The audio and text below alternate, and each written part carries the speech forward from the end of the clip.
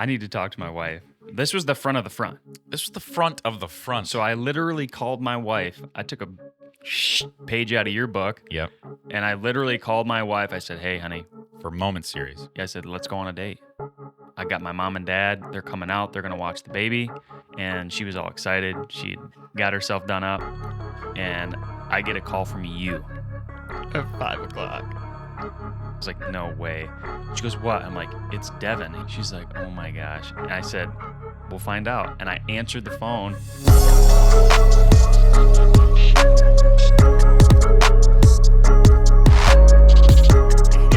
Sounds good.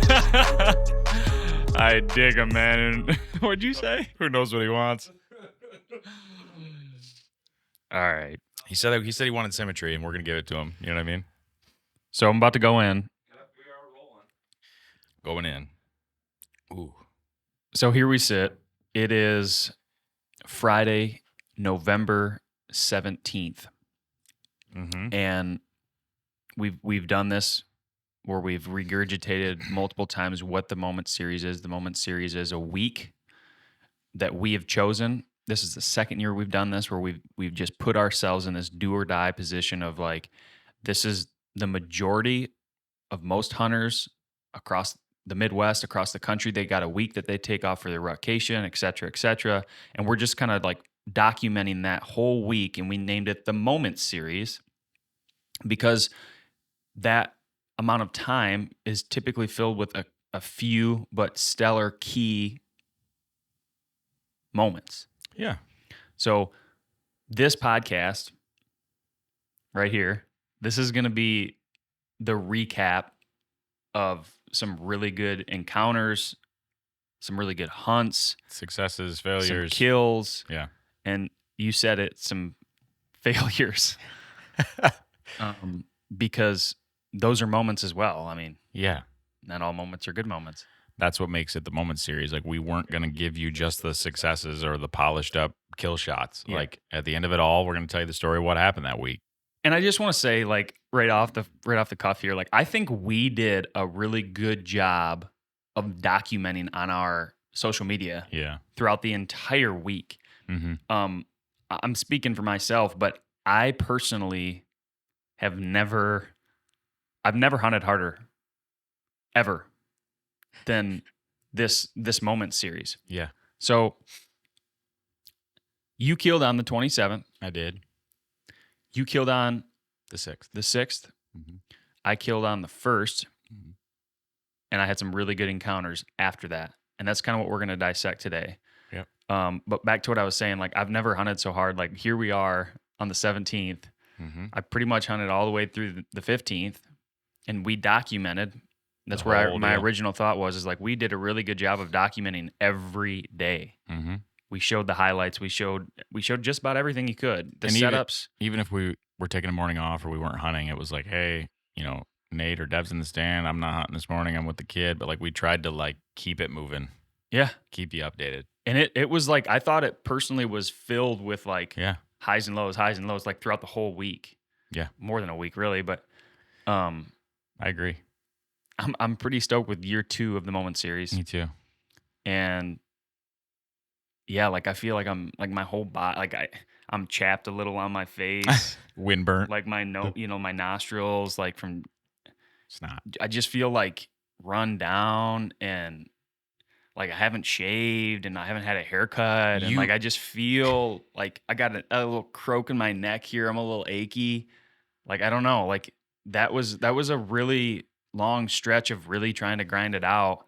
And I have a lot of perspective that I gained this year just from being able to see all of the phases like daily. I could really put Daily together changes. like I can speak to things I feel like better about the rut and the sequences and the lockdown and the everything about it. Yeah. I don't know if you feel the same, but I do. I before we went into this too, you said like, this is the thing we wait for all year. Like, at the end of this, I want to just feel like I got my pants kicked in. Like, I want to just go get my butt kicked for a week and a half. And like, you described wanting to feel like what you just said you feel like. So that's a win. I feel like, yeah. You know what I mean? That's Like, what you said. I You feel were like a golf ball that went through a freaking garden hose.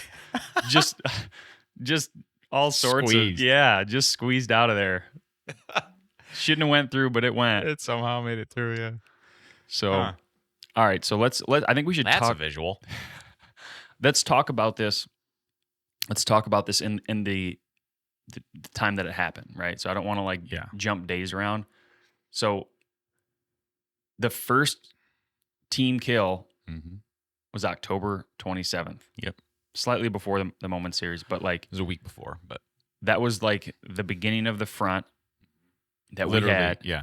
The Midwest had this 4-day, 28, 29, 30, 31. It was like the cold front. We've been like, that's the cold front.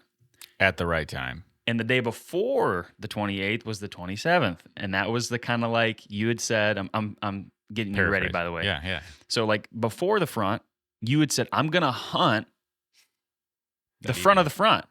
That's what you kept saying. Front of the front. I'm going to hunt the front of the front. Like it's a little warm, but like I'm going to hunt the front of the front. Yeah. So take the floor, Dev. Yeah. I think what I had said too, I'd listened to some podcasts where I made this analogy previously, but like old people who have had joint replacements will say like, man, my shoulder's a little creaky. Like there must be a storm coming. Like I've listened to podcasts where people have talked about deer can tell like when a storm system is coming. Like even like they can smell the rain in the air. Like even before it hits, like they know something's gonna happen. And so that evening, Friday the 27th, it was like 72 degrees on October 27th, and I get out of work and I'm like, I'm gonna go deer hunt. I'm Oh, going to go hunt. I'm gonna go deer hunting. And I think a couple days before that, I'd pulled a couple cards, and there were 2 deer that I was real interested in here at my home place, and one of them had daylighted several times in a specific location that I did not have a wind to hunt, but I had a wind to hunt a spot that was Visually appealing. maybe like Meaning is a good observation type spot. Yeah, exactly. And I think so. We'll put a video out about this, but one of the main deer I was after that we were calling the King 8, he had been gone for like 11 days, and he showed up the night of the 26th, and it was like his first day back. And so in the video before I go in, or my interview before I go in, the evening of the 27th, I said I'm going to a spot where I might not have the highest chance of success tonight, but it's an observation sit. I'm going to be able to see a long way. We got the front coming in tonight. There's going to be a big wind switch. And then tomorrow morning, Saturday morning, the 28th, I'm going in to a spot where I think I can kill that King 8. Going in deep. So the idea that the night of the 27th was be able to see a long way, get some eyes on something, see towards the bedding area where this big buck was, and maybe that'll help me make a play for the morning of the 28th. So I go in, and it's high winds, hot, but it's going to cool off quickly the evening of the 27th. And at like 5 o'clock in the afternoon, I see some does kind of tear out of the timber, running basically straight away from me out into this open field. And I'm like, well, it looks like they either got bumped by a person or they're being chased by a buck. And so I throw up my glass and just, the typical buck walk, like I just see a rack just kind of walking through the grass straight away from me. And I kind of start looking at him, and it's not the big King 8 buck, but it's the number 2 deer that I was interested in, that I was calling Wilson. And the reason I called him Wilson is because he had a really palmated rack, and it looked like a baseball mitt almost on one side. And so, again, real high winds. He's walking away from me. The doe, he wasn't, like, he kind of bumped the does around, but he wasn't on them. Like, they tore off, and he was just walking by himself. And it was really high winds, but I threw out like a prayer of a grunt, just a lone contact grunt. Just, and he just snaps his head around. How many yards was that deer? He was at least 120, 130 yards away from me. Can you recreate that grunt noise again? Just a like no inflection in it. Like I didn't growl at him. Like it just one contact grunt. And he just snapped his head and looked for a little while. And I just kind of waited. And he kind of like flicked his ears and started to turn towards me. And Were you glassing him after that? Yeah. It was far enough away that you could make a little bit of hand movement, no big deal. Yeah. He definitely could not see me. because I was tucked into the timber. He was out in a field, and yeah. So he snaps his head around and then kind of flicks his ear and like turns and just starts to kind of walk my direction. And then he like stops at this little cedar tree, and he kind of messed around with it. Wasn't raking it, but just was messing around with this cedar tree. And some more time went by, and I basically give him another grunt, just a single grunt, just to remind him, hey, I'm still over here. And at that point, he looks, and then he like starts to like he's coming. So I'm like, okay. At that point, were you standing? Yeah, I stood for. It took him. So I when he was like 130 yards away, the first couple grunts that I had done, I didn't have the camera running during that. But by the time that he committed and I knew he was coming over here to investigate it, I let the camera run, and it took him. Meaning the Mag Pro, your cell phone. I had my phone on the Mag Pro, and that footage was like 6 minutes from where he was to get all the way into shooting range. And again, like, so for people who can see this, like I'm sitting in the timber, he's out that way, my wind's kind of doing this, and he's coming, like I'm in the timber, he's out in a field, and so he wanted to come into the timber and just obviously get downwind and then work straight towards me. Every once in a while, I'd throw another grunt like behind the tree to my right, because I was trying to get him to like stay out on that edge and come out to my right where I'd have a broadside shot and he wouldn't get downwind of me. This was a westerly wind? Yeah. It was a westerly wind, but I didn't want him to tuck into the timber and get my wind. I wanted him to stay right on that edge, work down, give me a broadside shot.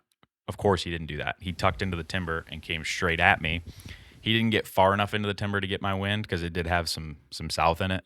So it was like it was cutting up through the timber, and he didn't get my wind, but he just kept working his way through the timber. And he gets to he's crossing in front of me at like 34 yards, and so at that point I draw, and I'm thinking like if he like I had done my ranging, I knew where this tree was that was 30. I'm like, he's gonna broadside right there at 30. I'm gonna smash him. And right before he gets to that clearing at 30, he turns straight at me and keeps coming right towards me. And so in the video, it's like over a minute, I'm full draw. And he just I drew right when I thought I was going to be able to kill him, and he turned. And so like he spends another minute like working his way towards me and through some other stuff and over a log. And are you full draw the whole time? Yeah. Shaking like a leaf at this point, because like it was over a minute, I think. And he gets to this log, and it was like the same situation that happened to me last year, where he gets to this log, pops his head through a clearing, and he's like looking around, but then he looks straight up at me and sees me, and like sees me, and then like leans out, like almost like he's trying to like get me to move, you know? Leans out, like even makes it a little bit more of a quartered shot. And again, like I'd been at full draw for a minute shooting fixed blades. I'm like, that's a hard quartered 2 shot, but I'm taking it. And I shot. And in the moment, for some reason, my initial reaction was that I shot right under him and just like dusted his brisket or something. I don't know why. And then I sit down and look at the footage, and I'm like, no, he looks hit. Like he looks like it hit him hard. And so I think I called you. I called a couple of other people, and I'm like, what do I do? Like like plenty of daylight, 5 o'clock, 5:15 maybe. And I'm like, all right, 70 degrees. Yeah, 70 degrees. But again, like my initial reaction after I shot, for some reason, just watching the deer in that moment before ever looking at the footage, was like, I think I skimmed him. I don't know if I got him. Mm-hmm. And then I looked at the footage, and I'm like, no, that looks like it hit him hard. And there's like this little sapling as he's tearing out of there. Like he just runs straight through the sapling. Like there was no agility. He didn't try to dodge it. Like he just ran through this tree. And like he had like kind of like that. I don't know. He was running hard. So then I talked to you, talked to somebody else, and I'm like, all right, I think I need to just jump down, go to point of impact, look for blood, see if I can see the arrow, hop back in the stand, and sit till dark. I get down, and right at point of impact, blood everywhere, like really good, bright blood. And I'm like, okay, that's a great sign. No arrow. And like the last point I could see him with my eyes and with the camera, like in the film, was like maybe 50, 60 yards. So I'm like, he could have piled up right there, crunchy leaves. Like I'm not going any farther. I got point of impact. I can see the blood. Only reason I even went down there at that point was because I had high wind. I thought I could at least get to where where I shot him without potentially bumping him if he was close. Yeah. I see the blood. I'm like, I'm going up to the house. I'm going to get this on my computer, blow it up, and see if I can see like exactly where it hit him. Yeah. And then you're like, you know, I'm talking to you. You props to you because you had a date night scheduled with your wife. Can I take the floor for a second? Yeah. I need to talk to my wife.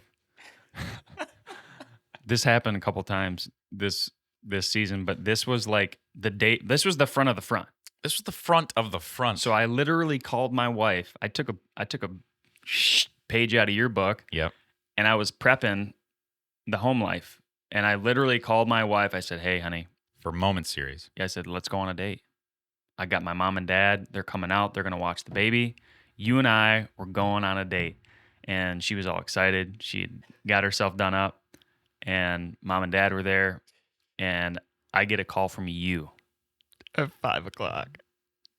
And I look at the phone and I told my wife, it was just like this. I was like, no way. I said, "No way." I literally said, "No way." I was like, "No way." She goes, "What?" I'm like, "It's Devin. He just went hunting." And she literally looks at me like, she's like, "Oh my gosh." And I said, "We'll find out." And I answered the phone. And you're like, you did the whole thing. I think I just shot Wilson. And I said, "Don't mess around. Like, are you serious?" And she's just like, and hung up the phone. And I'm sitting there like, I gotta go. Like, I gotta go. Like, we are committed. We're on call this time of year. Like, we talk about this. Oh my God. And she's just like, I said, "Are you mad at me? Like, are you gonna be mad if I go right now?" And she goes, "Well, if we go to dinner, you're not gonna focus anyways." You know what I mean? It's exactly what my wife would say. Yeah. Like, "No, Nate, I don't want you to go, but I don't want to go to dinner with you and have you stare at your phone and be taking phone calls with Dev the whole time either." Yeah. Yeah. So I somehow, like, honey, thank you.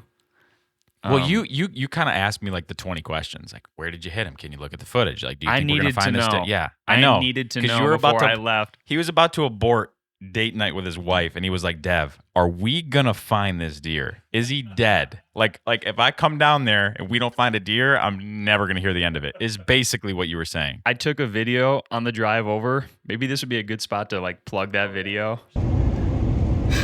Literally about to go on a date with my wife, and I get a phone call from Devin, and I knew right when I saw the phone call come in that he had shot a buck.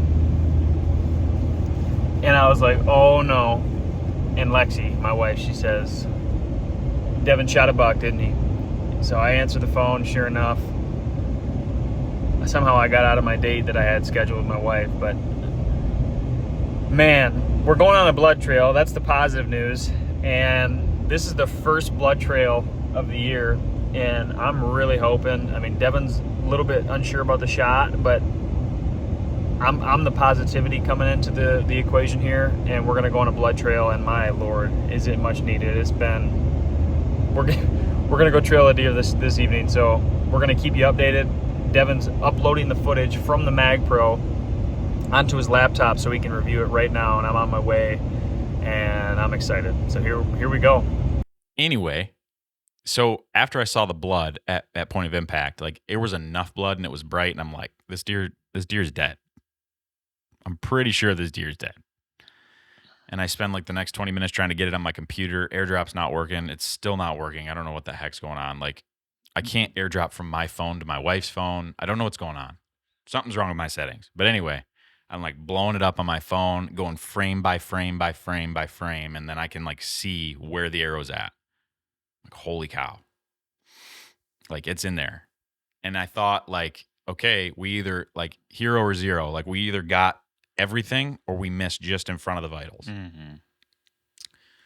You get there, we basically were like, hey, we've got daylight left. Like, let's take advantage of this. You looked at the footage, like, I think that deer's dead. Let's go see if we can find him. And we take up the blood trail, and my arrow is there. It went basically all the way through him, and like this much of the arrow was still out and snapped off. And so the rest of the arrow did go through him and fell out the other side. We found both pieces. The long piece obviously was blood soaked. Hold on, just think about that for a second. So you got an arrow. Let's say I don't even know. Let's just say it's 50 inches long, which is not. But let's say it's 50 inches long. And if you were going to try and break that with your hand, 50? 30, whatever, 30 inches. Let's say it's 30 inches long. Yeah.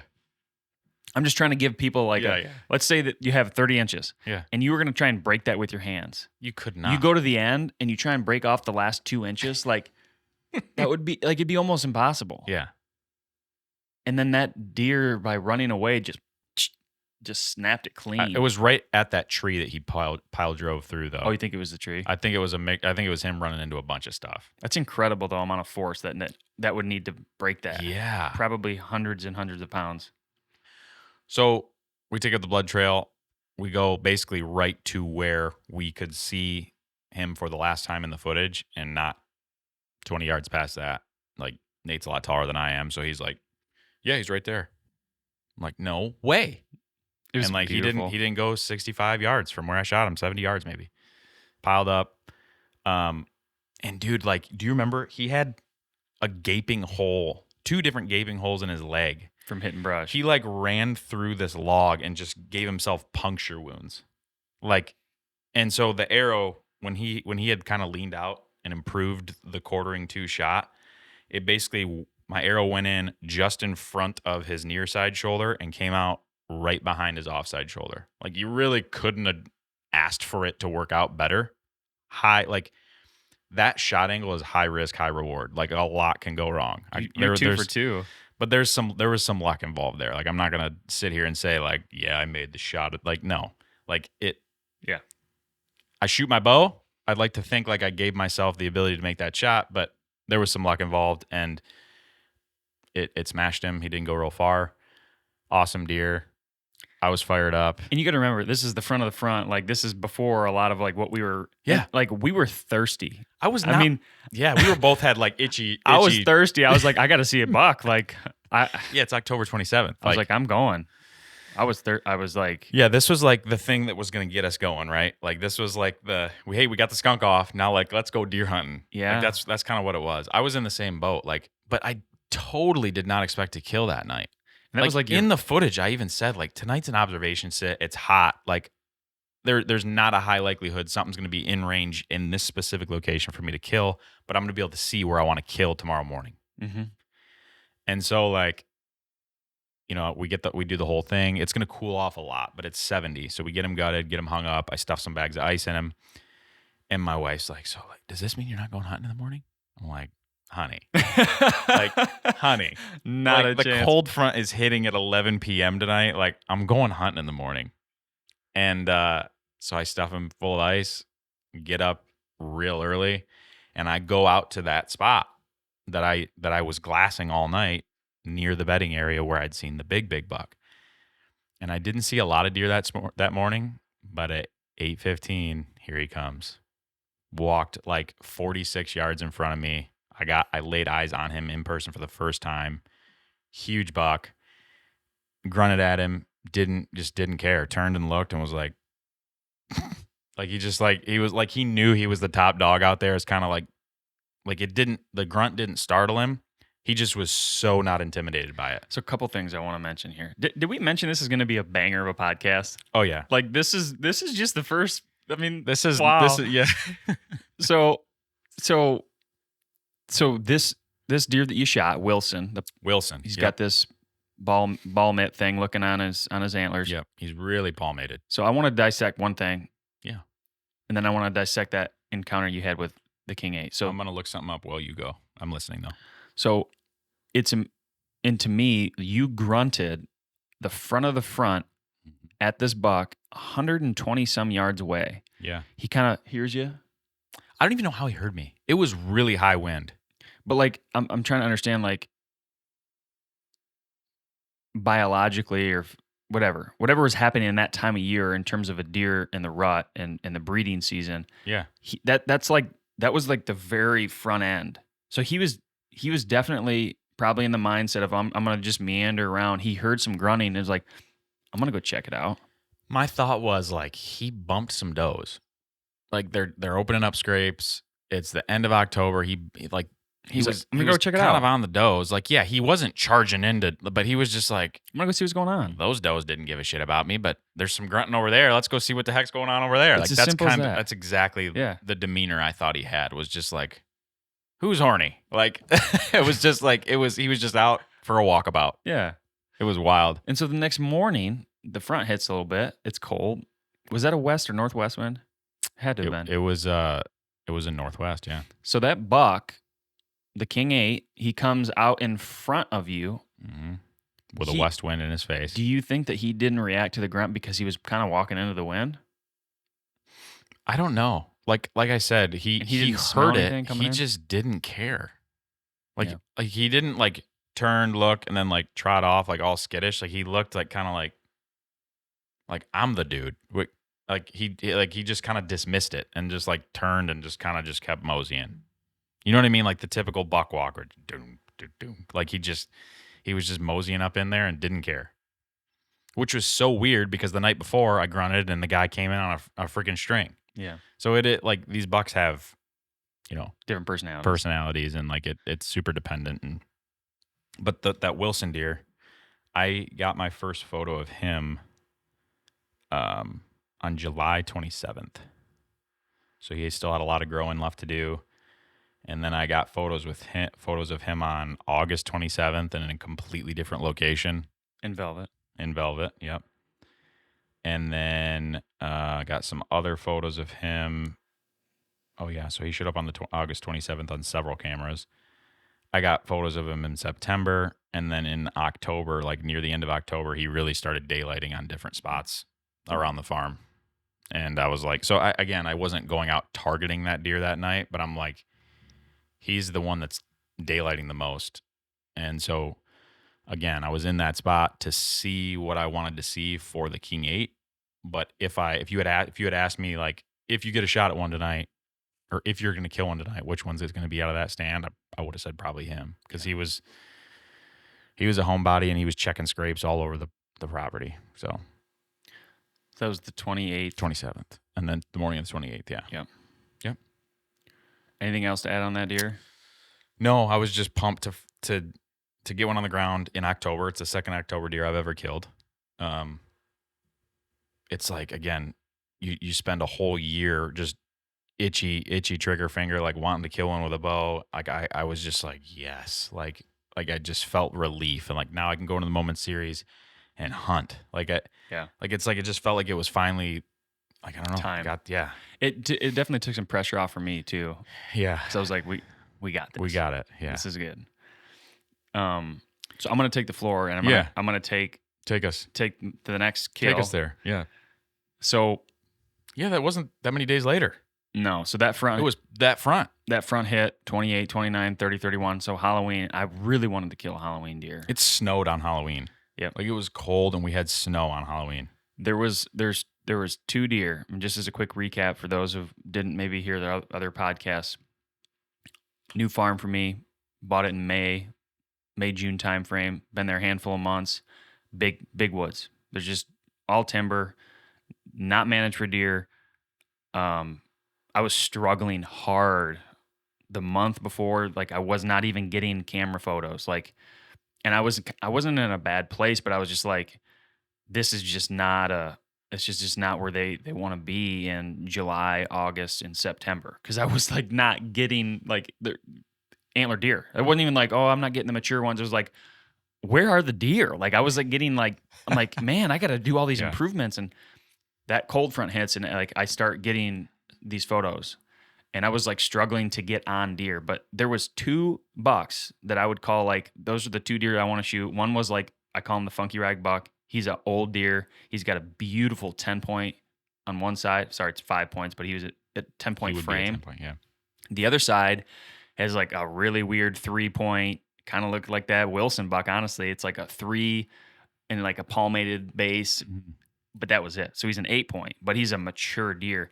Found out the other day he's got a arrow lodged in his back right now. Do you think he did through the growth season this year? Oh yeah. And so it's been lodged since last year. Oh yeah. It's like grown over. Like an arrow is grown. Full arrow, I'll or have is to it show busted? you the photo. Maybe if I can find it, we'll put it on here. But like, It's very clear to me. I just found this photo like on the 15th of November. So I found the photo of him in front of a camera during the couple first days of November. And that's when I first found that photo. But it makes sense, right? You had him in velvet too, though, right? Yeah. But I didn't see that there was an arrow lodge in his back. We should look back at those photos and see if somebody shot him this year or if it was last year. It had to have been because it was healed over. Okay. It's like Well, you can see the fur has like, it's crazy. all right. So that deer, Yeah. I call him the funky rag buck. And then there was this spindly 8-point with tall G2s. Yeah. And that was really the deer that like I wanted to kill. Yeah. I'd gotten him a couple times. He was slowly more frequent. He'd hit a random scrape, like very little data. Had no idea where they're bedding. I knew they weren't bedding on my place. Mhm. So here's this cold front. I think on the 29th, I saw this deer at 60 yards, 50 yards, something like that. I grunted at him, and he like was very obviously shy to the call. The 29th. Yeah, 29th, 30th, something like that. I can't remember the Okay. day. But I saw him in one of those like cold front days. It was like 29 degrees in the morning. I got back deep, and I saw this buck coming through, and I honestly didn't know. Like this was, I was figuring out a lot. Of the property. Like I was just hunting in random spots, like just trying to put the pieces of the puzzle together. So Yeah. I was hunting in this spot, and like I saw him come through, and I'm like, that makes perfect sense.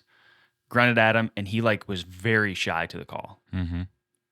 And he and this other buck looked like they were bachelored up, like kind of going up this hill like together. And I thought that was super weird on the 30th or something like that. Yeah, that's weird. Anyway, Halloween comes by, very little action. I'm seeing does, but I'm not seeing bucks. So like the fact that I saw the buck that I wanted to kill Mhm. was a huge deal for me. I like put a little bit of confidence in me, like, oh, they're moving through, and I kind of knew where he went up to bed on this neighboring ridge system, I guess you could say. But here comes the Halloween, and then November 1st. And I remember getting up. There's a video. We've already got it out. So if you haven't seen it, go to our YouTube page, and there's a full video on this deer. Mhm. But November 1st hits, and I get up, and I just like, I usually what I do when I go out hunting in the morning is I'll like open up the front door. Yeah. Smell the air, feel it. Is it windy? Is it not? Like you can look at these apps, and you typically do, but like I could just like feel like it was like a good morning. There was snow on the ground. You were just like, let's go hunting. I did. I took a video. I was like, man, it's like I just felt. Mhm. Usually you don't call your shot. Usually you're like, it always happens when you're least expecting. Yeah, almost always. Yeah. Almost always. But like that morning, I was like, I'm gonna see something. And I remember the night before, it was on Halloween, I pulled a bunch of camera cards, Yeah. which I don't typically do that. You called me. I was trick or treating with the boy, and you were like, dude, I just pulled a bunch of camera cards, and I pulled a card that I like in a spot that I just, It was just on a trail that I wanted to. and you weren't real interested in this Yeah. spot at all. No. You didn't even really ever pull this card, right? Yeah. But you did today I pulled it, and On there was Halloween. bucks in there in the middle of the night, like rutting. all the time. Yeah, like they were like rutting through those 4 days of the cold front, running around. Like you could just see chasing in the camera. And you were like, whoa. So I'm like, I got to just go sit around this area. So I had a gun set up Yeah. spot. Like it was up on this ridge, and it was overlooking this huge bowl, Mm-hmm. and it was like a sweet spot for a gun. But like I didn't really, I didn't put it there for bow season. I just didn't. And I get it, and then get in there in the morning, and the snow was gone on this trail like 20 yards from it. And I'm like, oh my gosh, like this could be really good. They're running this trail. 4 or 6 point comes in on that trail, comes right up. Perfect. The wind is perfect. It's the northwest. He's just in front of me, like has absolutely no idea. Over my left shoulder, comes in, makes this sweet scrape on this little freaking tree, and it was just a beautiful morning. Just Yeah. beautiful. And I'm like, okay. Like let's see the next one. Like let's get this train going. There's got to Who's be next? more deer. Yeah. Come on up. And late morning, it was probably 9:15, something like that. I do a little rattle sequence, which I don't typically do. I'm not a big caller. You are, and I think you rub off on me. Like very, very, very rarely do I grunt blindly. Yeah. I don't. But I remember you called and you're like, did you grunt yet? And I'm like, I just did a sequence or something like that. Just laid down a sequence, and maybe 20 minutes later, it was like quite a long time. I could just see this buck just kind of like making its way in real slow, Right up the hill. right up the hill. And I'm like, no way. Like I grabbed my bow, put the Like you phone rattled on. him in. Yeah, 100%. Put the Mag Pro on and started filming, and this deer came into 20 yards and kind of was quartering to pretty good. Yeah. And It I was put the pretty good. pin, like I didn't do what you did. I didn't put it like on the chest in the Front of the shoulder. I put it just tight to the shoulder, Yeah.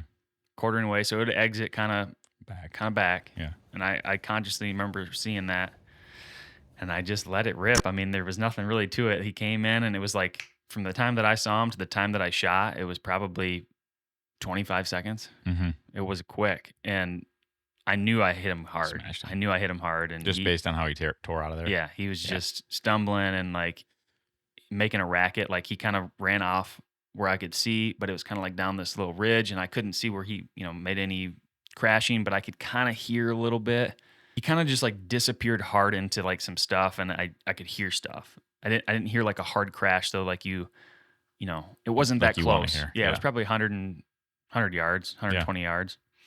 So I'm jacked. I'm like, I definitely killed him. Whether we're gonna find that deer. Yeah. So I called and rallied the troops, and we went up and we found that deer pretty easily. We had no blood though because the That arrow was wild. did not pass through. Not a drop of blood. Well, but then we didn't find the arrow when you gutted him. So the arrow is somewhere. Mhm. We're gonna have to like go back and look for that. But that was surprising to me that there was not a single drop of blood. But the other thing that was interesting to me is like the stand you were in was really high. You were on top of a hill and he was down below you. Like it was a really elevated shot angle. So the entry was really high on him. And I think that's why he just didn't like gravity didn't allow him to bleed too much. Yeah. There's a genetic where I'm at. I've seen Some it other multiple times. It's just like a tight rack. It's not like if you're looking at it from the side profile, like right now. Yeah. It's very tight this way. It's Hmm. not. It's not. It's like, and Interesting.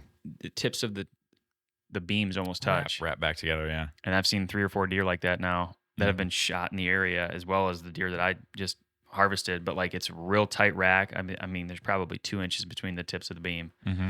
And it's just a cool deer. He was all busted up. He was a 10 point, and he had 2 points kind of busted off on November 1st. So he was coming in all busted up. He was coming in looking for A what was fight. going on. Yeah, he Yeah. was definitely interested, creeping in, but like definitely committed. And what we ended up finding out when we recovered this deer was like he was very obviously bedded there.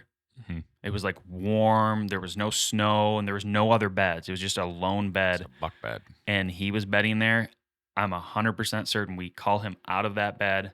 He came up 20 yards. I put an arrow in him. He ran all the way back down and sat in his bed And died. and then died. We all went down there, found him in his bed, and we started taking photos of this deer in the bed. It's wild. It's like he almost laid in his bed to like die. Like, okay. Yeah. Like he crept back in the back door, laid down in his bed, and that's where we found him. Yeah.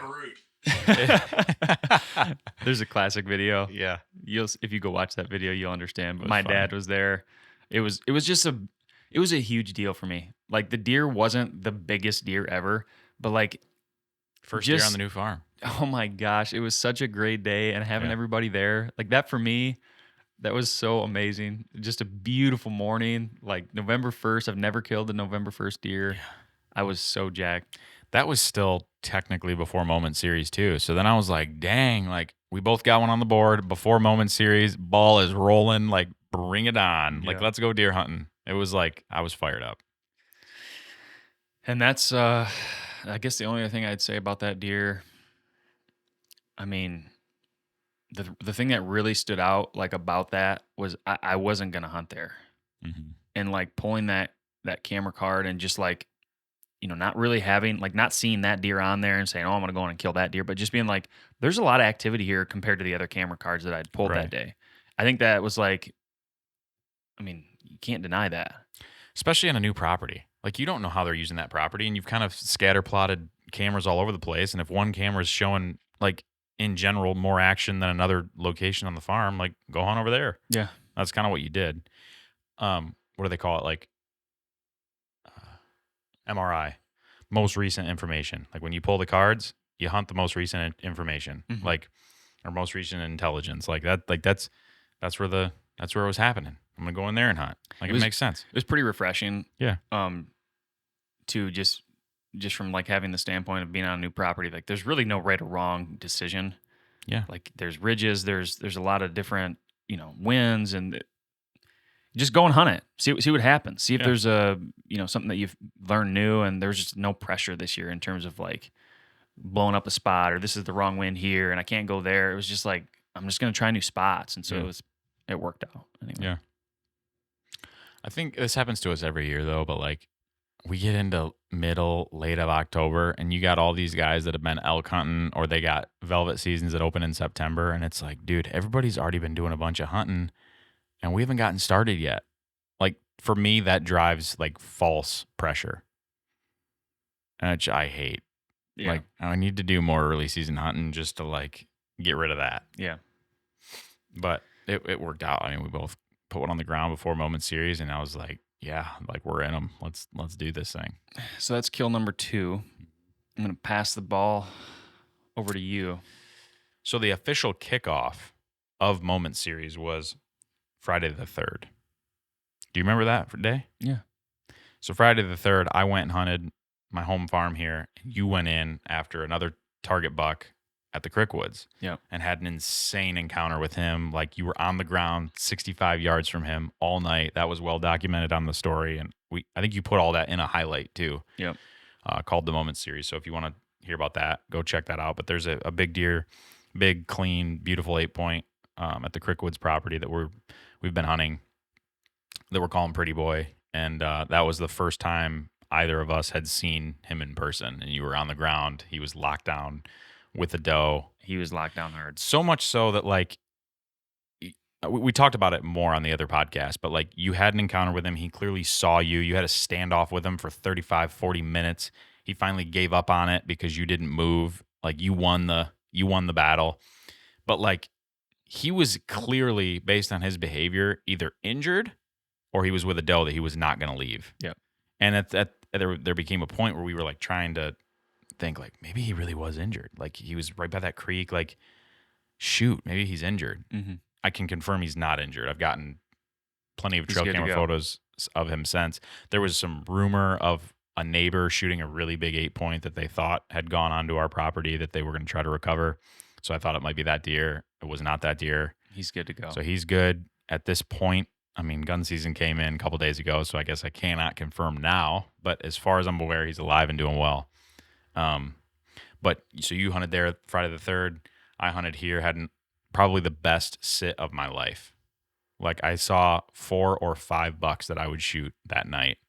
And I think 9 bucks total that night. Like there was a hot doe behind me that a big buck was bedded with. And then all these other bucks came out of the woodwork to try to challenge this buck for that doe. And it was just an awesome sit. Really, really, really awesome sit. Got some eyes on some new deer that I didn't have trail camera photos of. So I was feeling really good about November 3rd. Actually, you got to pass the ball back to me. So November 4th, I pulled a page out of my own book from last year. Mm-hmm. Last year on the 7th. On the 7th. Pretty sure it was the 7th. No, it was the 8th. I'm sorry. On November 8th last year, I took a leaf blower and blew to my stand. Blew a trail that I could get into because I was blowing out deer every time I entered this specific stand on an old property that I no longer own. I blew the trail, got in there, and killed a deer on the 9th. So the day before on the 8th, blew the trail. November 9th, killed. Mm-hmm. So I'm like, I'm doing that. So on the 4th, I cleared trails. I cleared over 1.5 miles of trails. Mm-hmm. Like my whole trail system. Leaf blow. Like the whole thing. Yeah. Took that evening off. And then November 5th, this was a really big day. Oh, yeah. So November 5th, Sunday morning, it was a cold morning. It was a northwest wind. Got to go to church. Got to go to church at 10 o'clock. Got to be back in by 10, but we had that time change. Oh, yeah, that was So we had the time change. So we had a little bit extra time there in the morning. Plenty of time to kill a deer. I mean, just plenty of time to kill a deer before church. And I creeped like a ninja. Like Ninja a Nate. stealthy Ninja Nate. I went down this trail that I'd blown the night before and got into a stand that I had just hung. When I was leaf blowing, I had my my UTV. So I put some stands and some sticks in there in case I saw something when I was blowing these trails that I hadn't been walking around on. I could throw it up. See some scrapes, blow a trail to this tree, hang a freaking set in this tree right over this set. Like I'm like, this is gonna be sweet. Yeah. Got a northwest wind tomorrow. My scent's gonna go right into the swamp. It was perfect. I mean, it was like one of those like perfect setups for a northwest wind. It was a gift. A gift from God. It was a gift. And I creep in November 5th in the middle of the night, early. I got up an hour and a half early. I'm walking in the middle of the dark, got the moonlight. It was just a beautiful, eerie, quiet morning. I just creep. Mm-hmm. It took me probably 40 minutes to get in, just barely moving, just like barely moving. So excited. And I get all the way in there, silent, didn't spook anything. My wind's going right over this swamp, and I'm like, I'm really feeling myself. Like I'm feeling good about it. And 8:30, my target deer, the spindly 8 with the tall G2s, literally comes walking right down the trail that I had just walked down, like walking down my leaf-blown trail where my boots touch the ground. Yeah. And he's coming in like, it's so clear too. Like I don't get very many opportunities to like observe, I'm going to say mature deer, Target deer, yeah. like kind of doing what they do. Typically when I shoot a buck, it's like, and I don't like get the opportunity to observe, but like it was so obvious as soon as I saw like a head kind of coming down the trail, like the deer was moving in a slow manner and just really taking its time to like Methodical. see the scene, and it wasn't in a hurry at all. And so from the time that I saw it, it was probably 60 yards. From the time that it came right in To this grade. to the scrape, 15 yards. I'm right over it. I mean, I felt like I was right over it. Like from the time that he closed that distance, it was like a long time. 5 minutes, 6 minutes to close 60 yards, just making its way, smelling the ground, like just doing what a big buck does. Comes right into 15 yards. And I'm like, there's nothing between us in terms of like cover. Just fresh air. Just fresh air. And so I'm like stealth, just kind of keeping the bow in front of me. And Mag Pro running. Mag Pro's running. He comes in, starts hitting the scrape. His head's like this. So I can like see his eyes. So I'm like right here. Yeah. I'm like right here. And so this is the opportunity because like he's getting closer to being downwind the further he comes down the trail, and he's right there. And I get to full draw with him right there. I don't know how I did it. Like it wasn't like his head was turning the other. Like his head, all he had to do is like, and somehow, bro. and the sun's behind me. I was like, this is not. I don't know how I got to full draw. Yeah. And like I rushed the shot. Like I saw Brown. I didn't even hardly aim. I was just like, it's right there. Like I was literally taking grip and grins in my mind. Because he was right underneath you. I mean, he was right there. Yeah. Right there. Like I literally drew back, saw the pin, and pulled it. Like it was as simple as that. Like I saw him come in 5 minutes. I'm sitting there with my bow in my hand, stealth. He's there. I'm like, I'm going for it. And I went for it, and he let me get to full draw, and I put the pin on. Brown shot right over his back. How did he react? I knew he wasn't hit. No, but I mean, like, did he have any idea what happened, or did he kind of like bound around, like, what the? He had no idea what happened. Yeah. He kind of bound off and was just looking. Close enough that you could get another shot? No, he was on the neighbor's property. Oh. So I think what I learned from that was we've practiced that, like really close shots. Like you don't necessarily need to, I mean, you should, but you don't necessarily need to like just hammer. He's right there. Like just get it off quick. And I felt like he could, like I was just right there. I felt like he was going to see me. Reality was probably different, but I made a quick, or I probably pulled it. Mm-hmm. And the other thing that I think I talked about in the last podcast too, my pin, I leave it at 27 yards. Mm-hmm. When I'm at 20, I shoot like 2 inches high. Mm-hmm. So I'm really not having to compensate from 20 yards to like 30 yards. I can just kind of like lower, float it a little, or raise my pin based on the yardage. But I was pretty Torn up. torn up about it. Like Yeah. just from the standpoint of how much we practice, how much like this that's a gift. I mean, that was an absolute He like was right there. gift. Oh, like the On one a deer. platter right in front of you, like you just wanted to throw him in the coyote and go take a picture somewhere. Oh, I was already taking Yeah. pictures. I was already taking photos. And that was the deer that I had seen one other time on the hoof on like the 29th or 30th that I was talking about, like grunted at him. And so what happened after that, Mhm. okay, because this is very relevant. This deer is very relevant, and you're going to find out at the end. So this this buck kind of goes onto the neighbor's property, and I'm like, I just knew that I messed up. Son.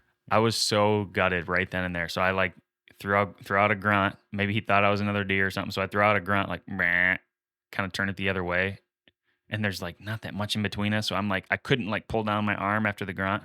So I'm like, and I just left my hand there. Cause he's right there, 50 yards.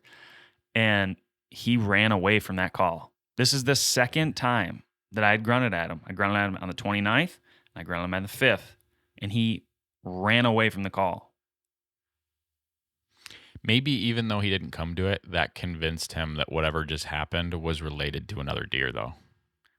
Whatever Like, that it was, might have- what stood out to me was don't call to this deer ever. That's what stood out to me. Is like this deer is very shy. Like he was so like every time I saw him, he was kind of like a loner type situation. And I don't know. He definitely gave me like a loner vibe. Yeah. This deer's different. He doesn't like calling, he's got a beautiful clean rack. Yeah. Like he doesn't like He's not- fighting. Yeah, He's kind of like this mysterious deer. He's always alone. Every time I got a trail camera photo of him, he's always alone. interesting. So I'm in a world of hurt. Like I really was. You were I was so upset with myself. you were going through the thoughts of we work all year for this. That was the deer that I wanted, and he was at 15 yards, and I let it slip away. Like that was your mindset. Was just like, come on, like And then I go to church, and I was honestly, I was really struggling to focus the whole day. yeah, It was horrible. It was horrible spot to be in. yeah. And that was November 5th. 5th. Pass the ball back. So I had the day before you did that, the day you blew trails, I sat a new spot in the morning of November 4th, spot I've never sat before.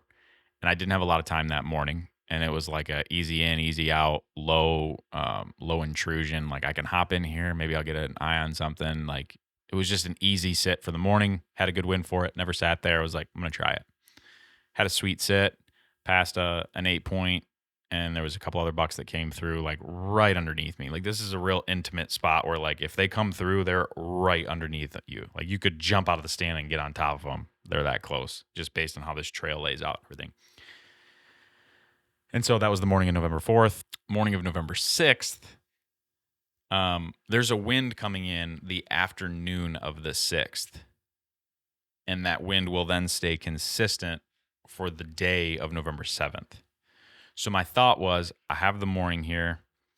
I'm going to just hunt this low intrusion spot again. Like it's November 6th. Anything can happen. I'm just going to go in and hunt this spot. But what I was really thinking about was I'm going to hunt this spot in the morning of the 6th.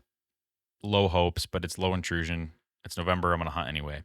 But what I was real focused on was like November 7th, what the wind was going to be. So the evening of November 6th, I was going to go into this spot that I wanted to hunt all day for November 7th. And I'm like, I'm going to go in on the 6th in the evening, hang my stuff, leave it all in the tree, creep out, get back in there in the morning, and I'm going to have a banger sit the day of November 7th. Anyway, go sit this spot that I didn't have high hopes for, again, the morning of November 6th. And cold morning, good wind cover, got in quiet about an hour before daylight. And it's November 6th, like cracking daylight, just like gray light, not even daylight yet. And yeah.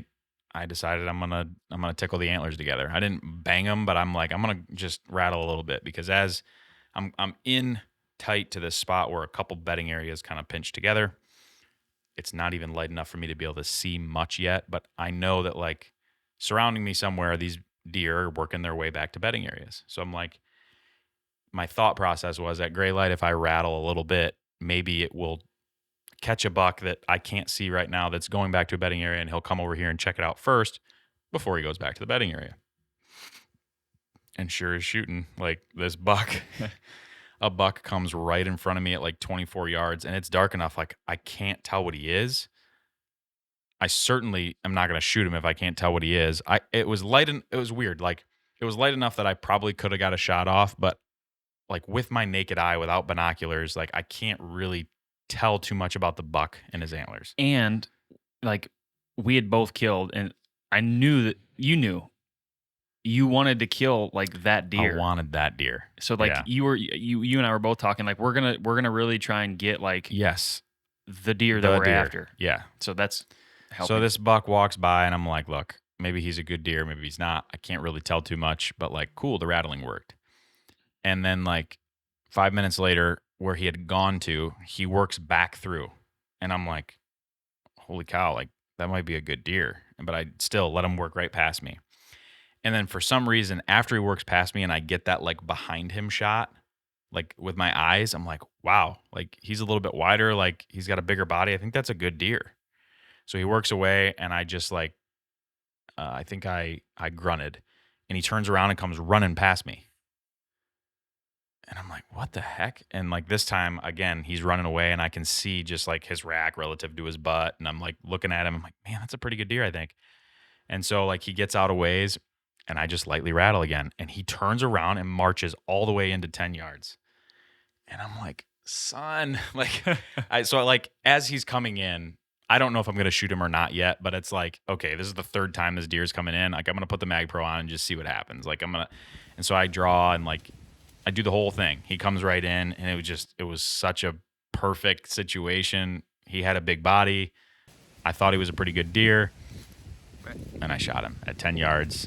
I watched him, what I thought, crash within 40. and you didn't miss. I did not miss. No, I smashed him. He was slightly quartered too, but I put it basically tight or like right on his shoulder. Again, I'm shooting these rec fixed blade broadheads. Both shots I made this year, I was very pleased with those. Like this one was right on his shoulder, and it blew through him, stuck in the dirt. And anyway, I film him. He goes into this thicket like 45 yards away, and I'm like, I'm pretty sure I just watched him crash right there. And in that moment, I'm like, I'm excited, but I'm like, damn, like it's November 6th, and I'm like, I very honestly, like I came in the house, I called my wife, I was obviously excited. I called you, I'm like, yeah, I just shot one. You're like, no way. But then I get up in the house, my wife's like, why do you not look excited? And I'm like, because it's so bittersweet. Like this was a Monday. This was the Monday beginning moment series. We have 6 through 10 off. Yeah. In the back of my head, though, I knew from some of last year's encounters, like lockdown was coming. Like last year, 4, 5, 6 were pretty good. 7, 8, 9, 10, like we were still seeing bucks, but they wouldn't leave their does, and they were just locked down with them all day. It was tough. Yeah. So in my head, I'm like, yeah, that big buck I want is still out here, but this is a pretty good deer. He's right in front of me, and it like the hunting might get really hard here coming up. And in that moment, I just decided to shoot him, and called the boys. Everybody came out. We went and walked up on him. Awesome deer. Like I was excited. Big body. Definitely not like the huge buck that I had on camera that I was really hoping to kill. But I imagine I don't know based on score, but he's one of the better deer that I've ever killed with my bow for sure. Huge body. Like that's what blew me away. And I think we talked about that in the footage. Like we walked up on him. I'm like, God, this is a big bodied deer. Yeah. You found camera photos of him like a while Yeah. back, and the thing that stood out that was very identifiable was his like he had this brisket, like it just kind of was big. His brisket kind of like was like meaty, and it was Yeah. just like very identifiable. We walked up and we're like, yeah, look at that brisket. Like, and then you looked at He just- photos and we're like, that's that deer. Yeah. Like, So he's a little bit wider, 8-point, pretty clean. The end of his left side, main beam, like maybe a couple inches, he had broken off. But he must have done that like real early on, because the photos I had of him in early October, he was like that. So I don't know if he did that shed and velvet or what, but the end of the very tip of It's his pretty main rounded beak. off. Yeah. Yeah, yeah. But yeah, initially when I shot him that morning, I wasn't sure I had photos of him.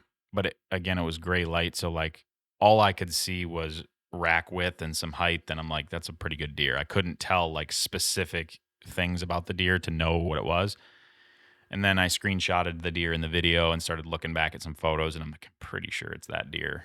And the photos that I had gotten of the deer, based on body, like when I would get in the photos, I'm like, I think that's a little bit older of a deer, but his rack wasn't like huge necessarily. So I don't know. I think he was a 3.5-year-old 8-point. And yeah, I was excited, but also it was bittersweet, big time. Yeah. It was a sweet deer. It It was a morning deer. It was, yeah. So that was my first ever like good morning deer. I shot like a tiny little tight racked buck once in my life in the morning, but every other deer I've killed in my life has been an evening deer. So That's where you and I are very different. But it was so fun shooting morning deer, dude. Yeah. Like we got him, we did the whole thing. Like we took photos in the daylight, we got him hung up, we all hung out, had a Relished couple the moment. beers. Like it was cool. It was way cooler than freaking out in the dark wondering if you hit the deer and where he is. Yeah, we got a lot done that day. We did a podcast. That was when we did that Yeah. podcast. We went hunting. I went hunting that night. Yeah. Did I go? I think I went with you. I think you did. I think we We went hunted out. together. We had a sweet hunt. I think we had a we sweet saw hunt that some. night. We saw some really good deer. Yeah. Yeah, dude. I don't know. It was so bittersweet.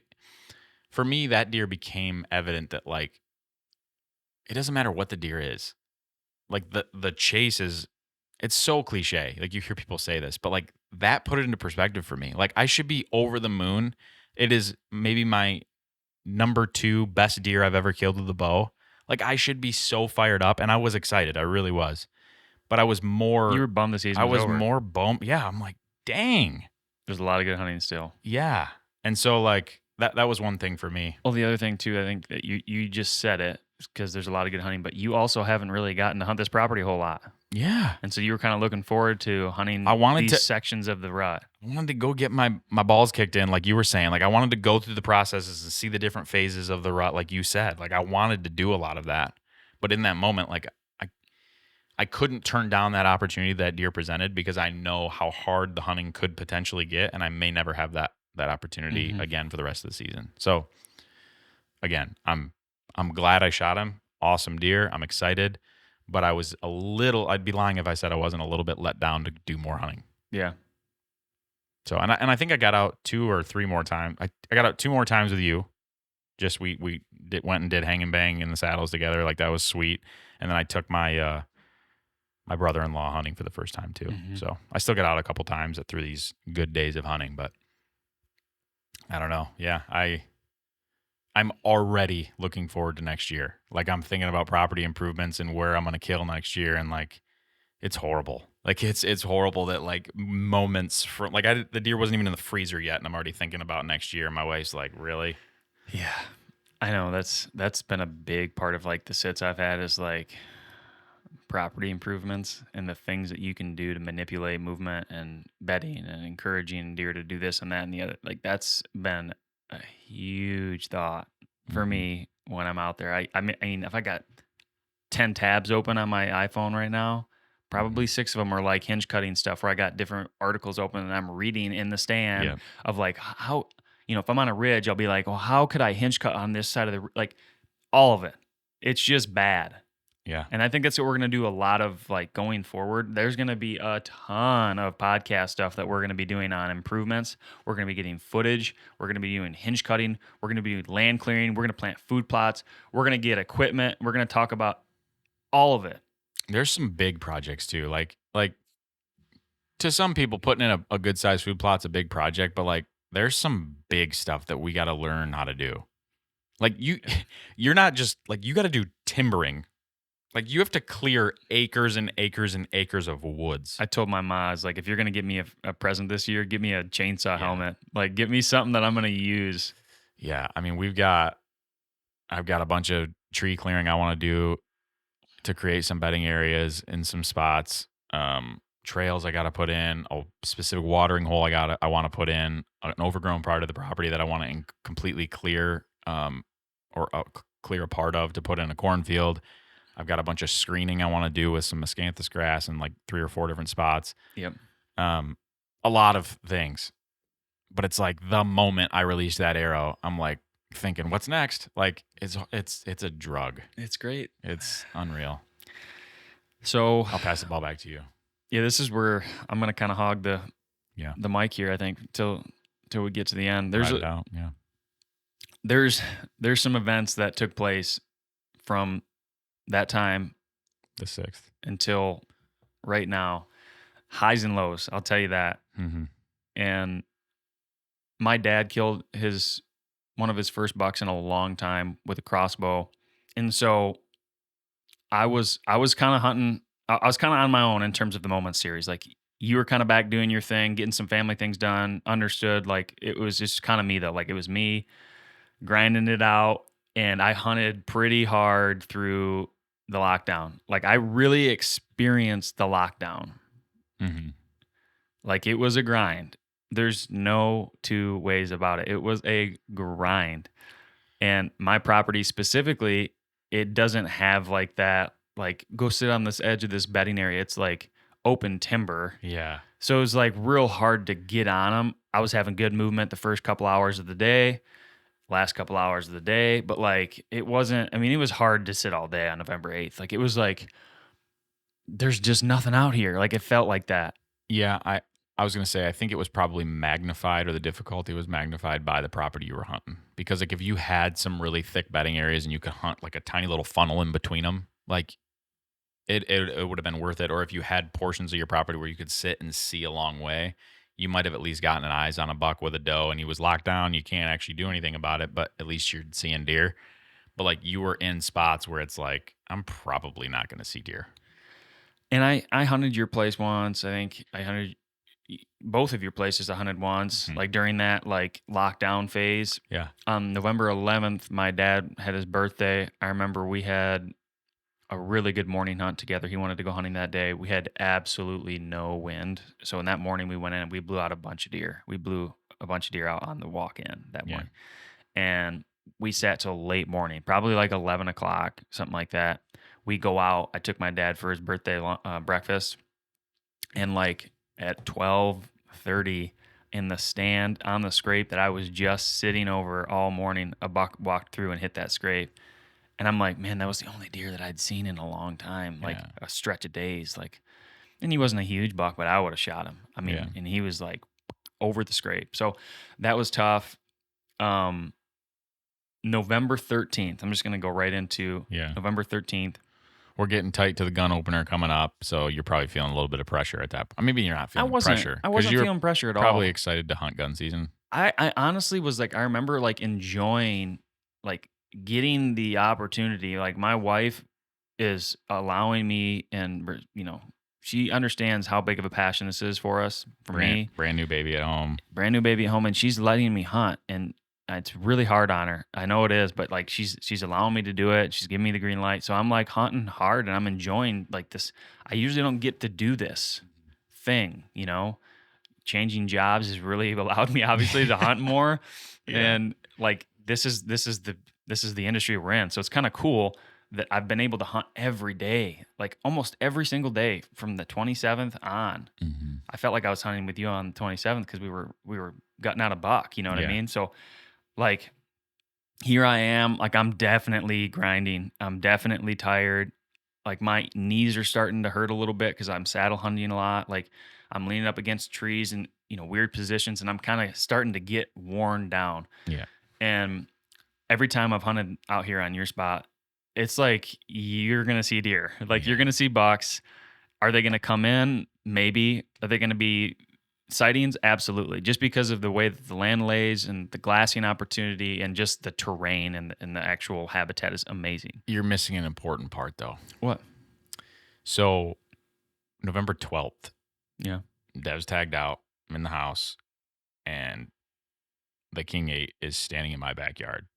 Oh, that's right. At 10 a.m. Yeah, and I was hunting. a hot doe comes tearing through.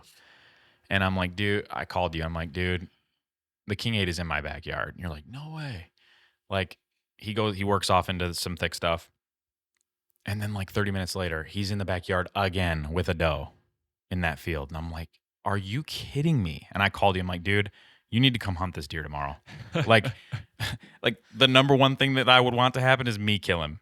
The number two thing I would want to happen is you kill him. And the worst thing that could happen is somebody mows him down with a shotgun in a couple days. So can you come kill this deer? And you were like, yes, sir.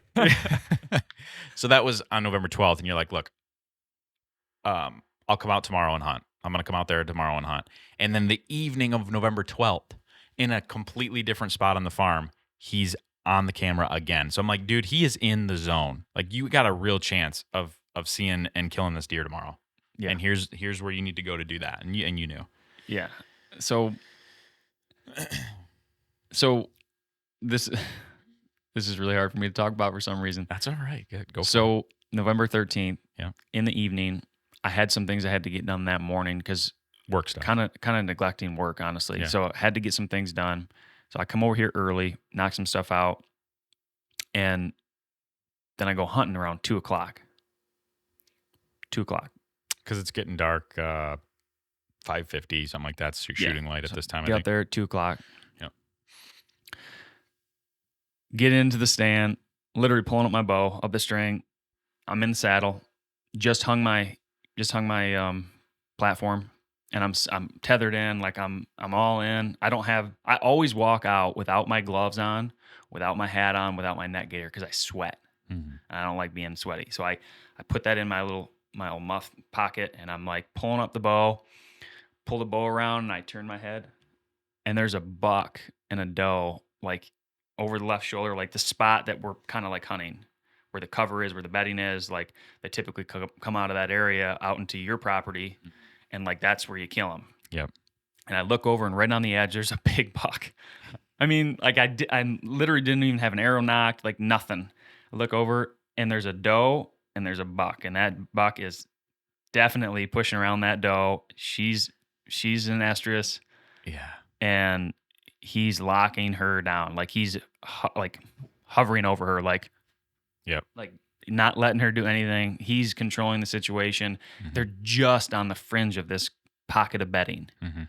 and it's on your property. And I'm ranging them. I slowly get everything together. It's windy. It's 30 mile an hour. It's blowing. I mean, it's blowing hard. Were that you day. like, no way? Absolutely. Like, you got up and barely hung your bow up and turned. You're like, are you kidding me? I called you on the way out. I was like, I'm heading in right now just because I wanted to let you know I was Yeah. going out. I'm like, I'm going out.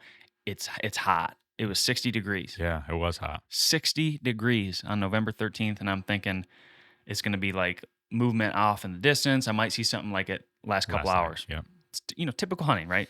60 degrees. I wasn't expecting a whole lot. But yeah, I was like, oh my God, like there they are. They're like, because we had been up in there the couple of days together and we were seeing a lot of rutting activity in lockdown, but it was way off. Yep. And it just was, nothing was like happening like In our little zone. on our zone. Yeah. And I remember just thinking, like, when I saw that, I'm like, there was a hot doe last night with the King 8, and you're like, you got to come hunt this buck. And like, it seemed like the action was like there. Right there. Like that was the zone that night. It was unbelievable. As soon as I saw that buck, I'm like, dude, that hot doe is in there. Like, it's right there. And it make like we'd hunted that stand before and we've seen the zones and we weren't in them. Like Mhm. that night, the doe was there, and so we were the zone. Yep. And so you were like, Yeah. yeah, like So yeah, So here's this doe and this buck. Yeah. I get everything kind of situated. I felt like the sun was right on me. I felt like my hands were really white. My face was white. And I was trying to like slowly piece together my setup with these deer right there. And I was getting away with a lot because it was super windy. But they Yeah. were 45 yards away exactly. The doe was 43 and he was 45. And I'm thinking, I don't have a fix. I have a mechanical broadhead on. I'm shooting in pretty good groups with that mechanical. And I'm like trying to convince myself that was a good shot. But there was Couldn't. just no way because the wind was humming. Like it was like a lot of wind. Like it wasn't like a Yeah. just pull up and shoot kind of thing. So my real distance is like 35. that you feel really comfortable with. Like I have a pin right at 35 and I'm dead on with it. Mm-hmm. And I was like ranging everything, and they end up working back into Like he puts his head down and starts trotting after, and they run back in the thicket. Mhm. And I get everything all situated to get my face mask on, and I'm feeling good now. Does work in, and there's a couple of does that like bed right where that doe was. Hmm. So I'm thinking I got the decoys out. Everything's great. Yeah. It's 2:30. Yeah. You know? We're in them. Yeah, I'm in them. Like, and that buck, I want to talk about that buck. He was a 9-point, and I know a lot of the deer that, you know, we talk obviously, and I didn't recognize the deer, I don't think I have photos of that deer. but he's a good deer. I He's a mean, sweet deer. 125 inch, like in Michigan, that's a shooter. So actually, after you had sent me, because I think you, when they were at like 46 yards or something, you filmed them. Yeah. Oh yeah. And a couple days prior to that, I think like November 10th, there was a stranger buck in the field behind my house, and he looked like at first glance I thought it was the King 8, and I pulled up on him, and he didn't have the same mass as the King 8, but he's a 9-point, and I'm 90% sure it was that deer. Yeah. Like really nice deer, but hadn't had photos of him. Like I think he's a stranger buck. He showed up for the rut. So the fact that it was 2:30, I'm like, dude, this is gonna be an epic night. I Yeah. knew it. And I you were in. absolutely knew it. And Yeah. I was in, and I just the wind's perfect. I was like, this is gonna be epic. And Yeah. it's a big deal. I know how it is to hunt other people's properties. And you and I have this love for one another. It's like we respect each other, we Yeah. adore one another. And like I told you, like, I'm not gonna shoot just any deer. It has to be a good deer that Yeah. like a mature deer that we want to take out of there. And it's got to be like a chip shot, Sure thing. surefire deal. Like I don't want to do this whole like, you know, we got to knock on the neighbor's door. We got to I want to kill it. It's got to be an easy broadside, like just boom, done. Crack the bush lights and hoorah. Let's do it. Yeah. Like it had to be like that. And I knew that just from, I've had so many experiences. I could sit here and tell you so many experiences I've had with other property owners on other people's property. And like, it's just easier to get it done and get out of there. Like you don't want to have to be the guy that is always having to make a ruckus in the neighborhood. It's just not a good thing. Mhm. Anyway, so I'm in there hunting, and I see multiple bucks come back, and like right where those deer were standing, like it just, if I didn't already have verification, but that doe was an estrus, like bucks were coming through and smelling To that that. spot. Yep, and just working back in through the timber. I saw the 8-point that we had seen a few times. You've talked about him. You could have killed him 100 times now. Yep. He came right through. I had a couple scrappers come through. I had does walking through. Like it was just a night to be out. I mean, it Yeah. was unbelievable. And it's 60 Oh, and high winds. it was perfect. I was in a t-shirt, like it was a t-shirt and a little zip up. It was perfect. And I'm glassing behind now. Like I'm over my weak side shoulder. So my right side, I'm glassing this bean field way off. I see some Yeah. deer out there. And as soon as I like get the glass up, I hear bah, bah, like right behind me. And so I whip back around, and I see right on the creek line, I just see big antlers coming through and the shining in the light. And I'm like, And you were oh, like- geez, here something comes. right like, towards you. yeah, I just grab my phone, whip it on the Mag Pro, start filming, count to 20. It's that same 9-point. Comes right out on the edge of this point, kind of comes around right over my left shoulder. I'm drawn. He's walking 25 yards, and I don't murp him. I just put it on, and I Busted. release. Yeah. And I hit him in the guts. Hit him right in the guts. And as soon as I let that arrow go, like everything felt great. I mean, it really did. Like everything felt great. And I hit that deer in the guts, and I was so pissed off immediately because I knew Yeah. I've done this. I know what happens now. Yeah. And You knew what that, like, for lack of a better way to put it, you knew what can of worms that just opened. yeah, it's like we can't Like, go you after this deer watched- for at least you 15 watched that hours. arrow hit, and you were like, damn. Yeah, like Like, huge, Yeah. huge missed opportunity. Huge missed opportunity. And I'm not like, I wasn't in my head about that miss with the spindly 8-point on my place at 15 yards, but I was like in my head. You know what I mean? Like I wasn't thinking about that in that moment. No. But as soon as I made that other shot, I'm like, you are a piece of shit. Yeah. Like you I suck. don't mean to laugh at you. I'm sorry. Well, I mean, I've really beat myself up Yeah. about this. Yeah. And Understood. And it's like at some point you got to really like look at the facts. Yeah. You got to look at what you're doing, and I'm very critical of myself, and I'm the guy doing The it, biggest, so I can do biggest it. critic. Yeah. So I was like cursing myself. I'm like, I was just saying all this stuff like I'm done. I felt so worthless. I mean, I still feel worthless. I'm like, dude, you suck. Like all the bad things, all the bad headspace is like you have ups and downs and ups and downs, and I had too many downs, and I was just down. Yeah. And I'm like, so I called you. Well, you had called me when you saw them the first time, and you're like, dude, I just got in, and there's a freaking big 9-point right here. Yeah. And I was like, what? And I'm getting ready to go to Lowe's to pick out a new ceiling fan with my wife. And then we're literally getting in the car to leave, and you're like, dude, I just shot him, but it's not good. Yeah, I wasn't excited. I'm like, dude, No, I you just weren't. shot one, but it's bad. It's a bad hit, and Yeah. I there was really no excitement in your voice at all. So I knew this was like I knew this was at least a 10-hour wait. We decided to come back in the next morning.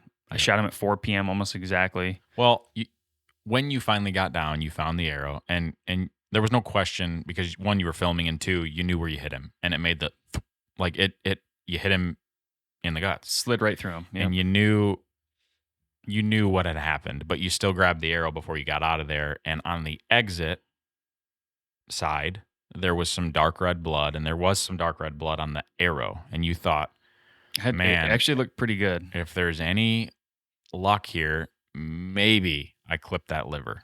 I was actually like, so like when I was up in the tree stand, like I was glassing that spot all night. My plan was to stay in there till dark, and the biggest buck that I'd ever killed right here. Yep. Shot him in the guts. Yeah. Got a little bit of liver. He lived.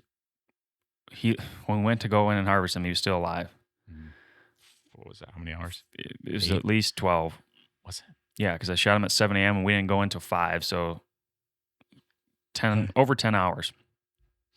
So I knew the deer was going to die. So I was very like confident that like, I was kind of confident that we were going to find him. We knew he would die.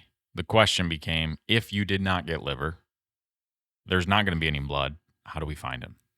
I just felt very confident. I was pretty confident. I was pretty optimistic. I saw blood, dark red blood on the exit, like pretty big expandables. Like I saw him kind of where he went in, and I was glassing. I didn't see him go out. Like my plan was to glass till the evening, got dark, creep out of there, grab the arrow, and like come back in the next morning. That was the plan. But he ran into the backside of a thicket on the neighbor's property. That's a big part of this story. Yep. So I get down. Got the arrow. It got like eerily, it was odd. Because you know how usually like, if it's like excessive wind, like 15 mile an hour is about an average wind. Yeah. 10 to 15. That's like a normal day. Like 30 mile an hour is blowing. It's humming. And so that's what we had all evening. And it like died an hour before dark. Done. Yeah, it was just like dead. Turned it off. And I'm like, dude, I gotta get out of here because I didn't want to bump that deer because where I thought it had bedded, like it wasn't 70 yards, 60 yards. And so it was an hour before dark. I was gonna sit all the way till dark, but it got quiet. I'm like, dude, I need to get out of here if I'm gonna grab that arrow. So I got out. There was still a little bit of wind. I grabbed the arrow, and it had dark red blood on it. And I had a couple spots of dark red blood at the arrow spot. So I got out of there. Somehow I go home and sleep. Well, you came in before you left. We looked at the footage. We're like, okay, he's quartered ever so slightly. There's a chance you might have got liver. But we had to get permission from the neighbor to go on his property and look for that deer. Yeah. The difficult piece of this is you shot him the evening of the 13th. We wanted to go track him the morning of the 14th. And the 15th is the Michigan gun opener. So I texted the neighbor and I explained the situation to him. And he's like, yeah, absolutely. Go look. And then it got brought up. I'm like, if we have to put a dog on the trail, are you okay with that?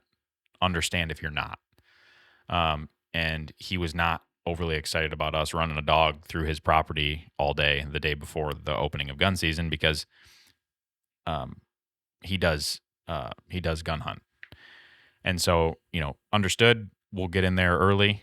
We'll get in and get out. He made it he made it clear he'd like us to get in there in the morning, take a look, and not spend all day in the property, which understand.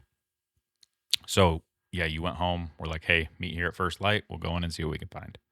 I was like, I felt like if I had to quantify it, like I was like 60% sure that we were going to find that deer. Mm-hmm. There was a very small chance. I was like, we could walk right to that deer. Yeah, I had a small part of me that thought, man, he might be right there. I was so hoping that was the case. So yeah, we start trailing the blood, and Very it was little blood. sparse. We get to where he went in, and we have, it was as soon as we walked into this area, I was like, oh no, like he could be anywhere. It is a massive, massive thicket of cover that is just so vast and never ending. And I was, Oh, there's another piece. So in the stand that night, what did you hear? yeah, I thought I heard a deer going to the creek for Yeah. sure. I thought I for sure heard something in the creek. Didn't know if it was a duck. Didn't know if it was a doe. Didn't know if it was that deer. But that was like a thing. Heard some water. Yep, which is like right there. So Yeah. So that was in my mind. But yeah, we get in there and we kind of see a little bit of blood on some of these trails that we had thought, and we kind of like got to a point where like the video ended and we couldn't find any. We went No blood. all these trails that you could potentially would have went down and didn't find anything. And all of a sudden, it was a horrible feeling. Like as soon as like that dried up, it's like we're gonna have to start grid searching. Yeah. And it's like you snap your fingers and That's like the new plan. and everybody just starts turns on their tracker and like starts gridding. And I'm telling you what, I covered every square inch. I mean, every square inch of that bedding area south of like where we thought he went within 400 to 500 yards. I mean, I covered every square inch Mm-hmm. personally. I personally covered every freaking square inch. Like, could he be in there? Absolutely. But I'm Yeah. telling you, I feel very, very, very, very, very certain He's not in it. he's not in there. Like I'm telling you, within 5 yards, I got a tracker that I literally gridded every single 5 yards. Like, couldn't find him, and that was like 10 o'clock. Mm-hmm. So you're at work. I had to head back to work. Yeah. You're at work, and I'm like, the only other thing I can think of is like that deer might have crossed that creek.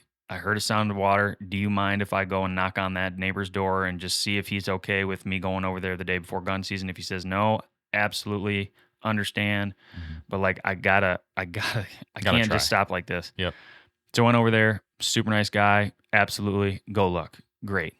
So I go around, come back to yours, get back there, almost get stuck in that creek. I almost got stuck in that creek. Like it's a sinkhole. There's nothing under there that's firm. And I get up to my waist and I had to like crawl You out. had waders on? I had waders on, but I had to crawl out. Did you almost fill your waders? I almost filled my waders. So I had to crawl back out. I was just going to cross it. I didn't I Yeah. just crossed it. And it was not a good idea. So I had to like find a tree that was down and kind of like step on the tree limbs. It was kind of a scary situation, but I got over through my boots. So I was committed. Like I threw my boots over, had the waders on so that when I got over, I could take my waders off, put the boots back on.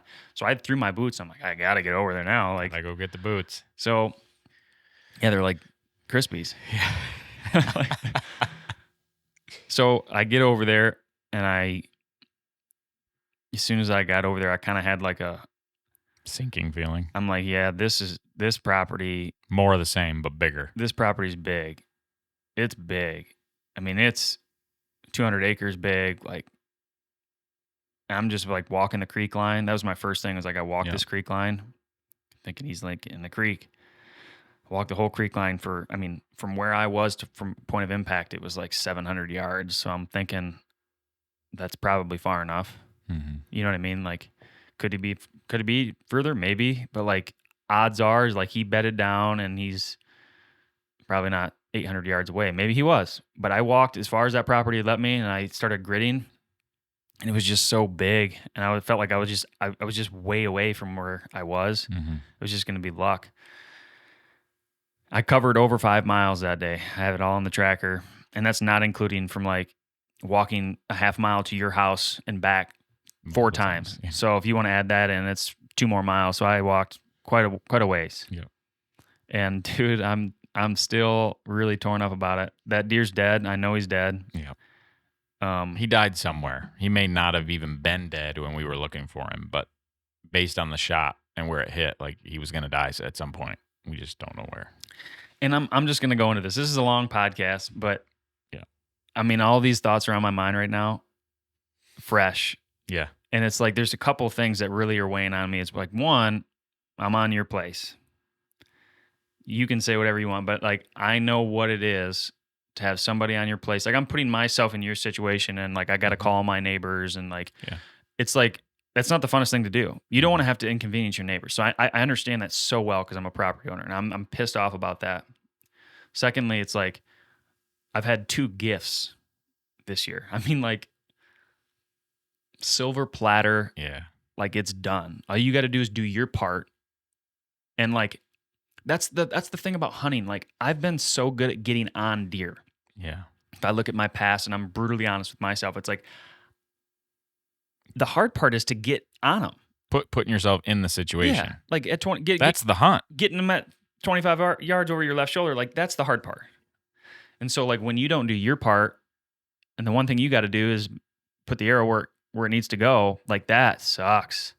And I'm like being brutally honest with myself, and I'm starting to hear count like some of these situations I've had in the past decade in bow hunting. I'm still a relatively new bow hunter, like 8 years, probably 7 years. I don't even know if that's real or not. Seems like it's about 8 years. Yeah. Anyway, I'm just like, am I even a good hunter? You start to Yeah. ask yourself, like, am I even like a good hunter? Like, what am I doing? Yeah, I know. And I like, dude, that day, I'm still feeling it. Like it's tough. I mean, I'm at a low right now for sure. I'm looking at all my gear. I'm looking at everything. I'm like, what happened? And honestly, I don't think I'm aiming. I mean, if I had to boil this all down, like I don't think I'm really aiming in the moment. I just listened to a podcast on the way here, and I've listened to multiple podcasts since then. I honestly think like I'm just like I'm not picking that point and like burying that pin. Like I'm not like Seeing brown and yeah, like Yeah. I'm not like aiming. I'm like, oh yeah, right there, boom. And I just like you I get don't it like- up on his body, and then something happens in my mind where I just rush things, Yeah. but other times it doesn't. I don't get that, and that's why I haven't quite figured that part out. But like the deer I shot November 1st, 0. Like I didn't have the emotion. Yeah. There was no emotion tied to it. And I'm torn, man, right now. I'm really not in a good way in terms of like as a It's- bow hunter. That's not the way you want to end the year. And No. I've kind of there's a small chance I'll go out with like a gun and maybe try and shoot a buck later in November, but like I kind of don't feel like I deserve it. Mhm. I feel like I've had my opportunities, and I feel like I've killed 2 bucks in Michigan, and I don't want to be a part of killing 3. I kind of Mhm. feel that way. So I'm kind of like, I've almost like snipped that tag right in half twice now. I've literally had a pair of scissors, and I'm like, dude. So I'm in a way. It's a lot of people say it like bow hunting is hard, and that's not an excuse, and it's not like that's not what we're out here to do. We're not out here to injure deer, it's not the case. But bow hunting is really hard, and at the end of it all, like nobody questions your intent. Like you are a good ethical bow hunter, and at the end of it all, like that's what you judge somebody on, in my opinion. You know what I mean? Like there was no ill intent behind anything that you've ever done, arrow released, whatever. Like you are a guy that puts in the preparation. You shoot your bow all year. You care deeply about the animal, and your intentions are always in the right But that's why it place. stings so much right there. 100%. But you can't be judged for it. Yeah. The only person that's gonna beat you up, and judge you is you. There's On this. there's no doubt that I'm going to come out of this Yeah. way better because I'm not going to let myself get down on it. But Yeah. like right now, I'm just in a low spot. Mm-hmm. Like I'm not even kidding. Like I almost, when I called you and said I'm done. giving up, like I almost teared up big time. Like I was just feeling so worthless. Yeah. So worthless. But Do you Do you wish you would have stopped that deer in that specific situation? I don't think it mattered. I might have hit an inch or two back because he was walking, but like he wasn't like walking hard. He was kind of just moseying, like looking So for. you think it was more of an aiming issue than It it was was stopping me. the It deer? was a me problem. Okay. 100%. Only reason I ask is because coming into the season, you had talked about your goal this year was to let deer try to stop on their own in an effort to not alert them with you trying to stop them. Mhm. And I was just curious if you thought that played into that situation at all. I, honestly, like I said, I don't think I'm aiming right. Like I just think I'm like they're so close. Like, and I've just kind of like let all the hunter in me just kind of like ease off because it's like, oh, it's right there, like doom. Yeah. And I don't think like I don't know. I don't know. Like they're broadside. They're like right there. So I think the fact that two of the shots that I had were so easy and so close and so everything right over my left shoulder, like super easy stuff. Like I'm just like letting off. You know what I mean? We also are both, not an excuse, but we're both shooting brand new releases this year. Entirely different style. I don't include that. I'm just saying. I think it's an entire change to your setup what I do and think your shot process. think about how we practice. I think I do practice kind of towards the season. I'll start like getting into my saddle and getting into my gear and putting on the clothes that I'm gonna wear and the gloves and the da da da da da. I'll do that, but like think about when we practice. We stand. Mm-hmm. We stand. When have you ever done that?